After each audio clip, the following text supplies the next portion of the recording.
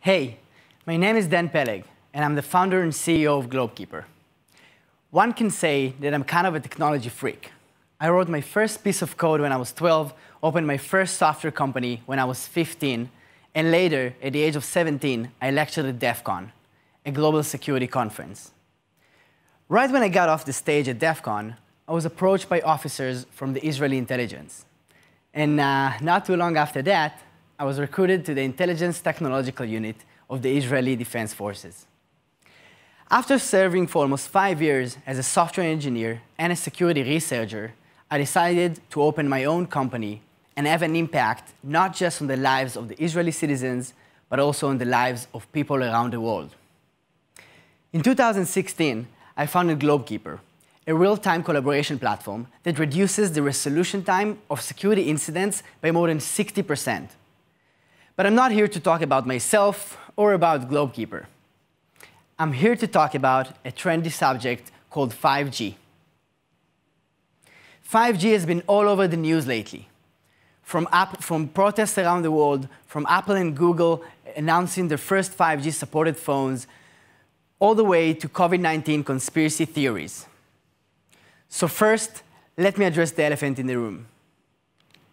Is 5G that dangerous? 5G does mean more antennas, but does more antennas necessarily means more radiation? To answer this question, we'll dive deep into what radiation is. In physics, radiation is the emission or transmission of energy in the forms of waves or particles. Basically, every day we're being exposed to many different types of radiations. The radio when we listen to it when we drive our car, the Wi-Fi we connect to when we walk the street, the sun we enjoy so much when we get some tan. You know what? Even our body heat emits radiation. But if we examine the electromagnetic spectrum, there are two different types of radiation: ionizing radiation and non-ionizing radiation. Ionizing radiation can come from sun waves, hospital X-rays, and of course, the most dangerous ones called gamma radiation that can be leaked from nuclear plants. This can be dangerous for us. But as you can see, 5G is on the same spectrum as Wi-Fi and non-ionizing radiation.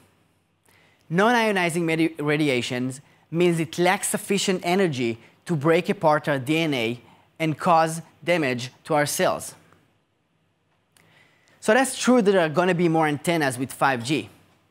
But more antennas means that our phones have a closest distance to catch up with, so that they don't have to use a lot of power when emitting radio waves to the closest antenna.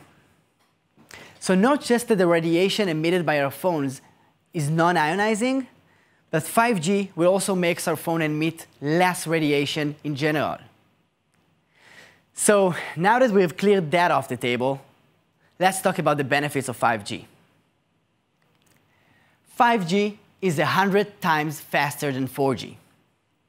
A couple of years ago, you could use 3G network to download a 2-hour movie for in about 26 to 27 hours.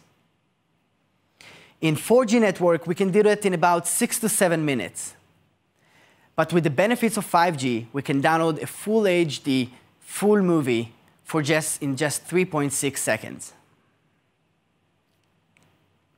Security, real-time, and reliability are the 3 mandatory elements for mission-critical communication.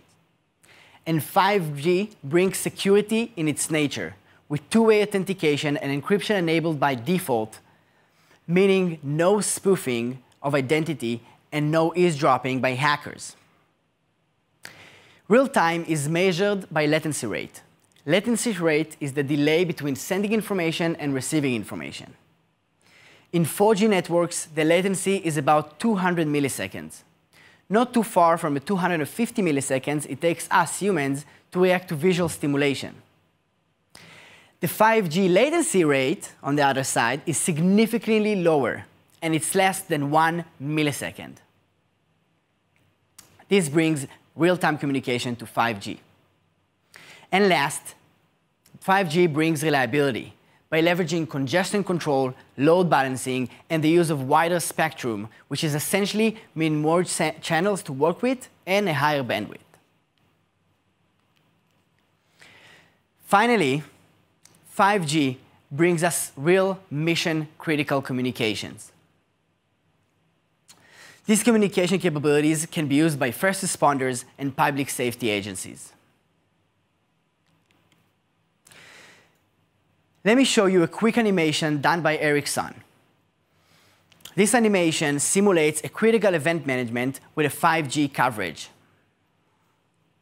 On the 3D map, you can see the black dots as citizens with non-critical devices. There are two different bands at the same time, band 14 and band 28. Currently, the citizens are spread across them.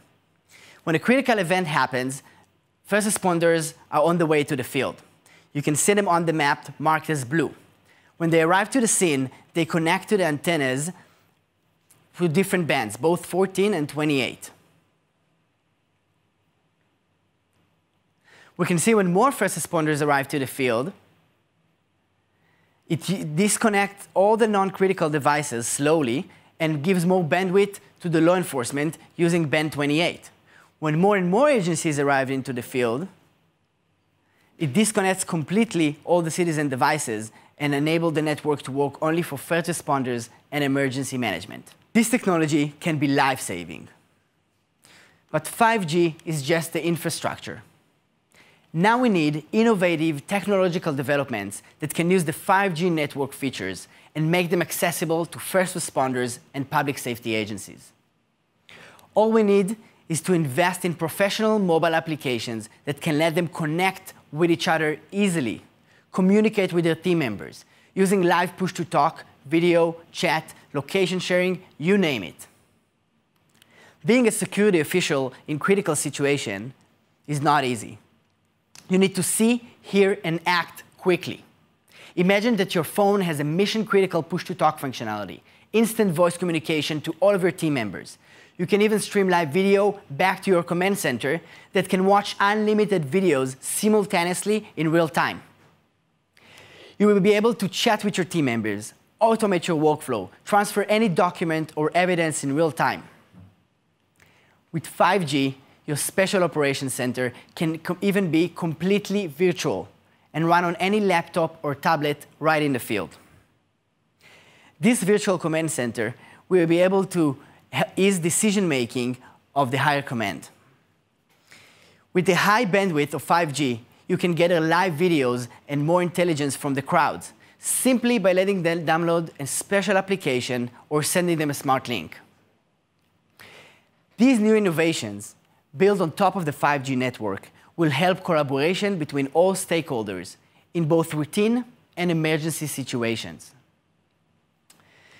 Deloitte wrote in 2018 that if all law enforcement in the US will use mobile application, they could save more than $1 billion. And more importantly, they could save more lives. I believe that 5G network will enable mission-critical suite of products that will result in faster responses, fewer incidents, and eventually saving more lives. This is why I make sure that GlobeKeeper is at the heart of 5G, and 5G is at the heart of GlobeKeeper. Thank you very much.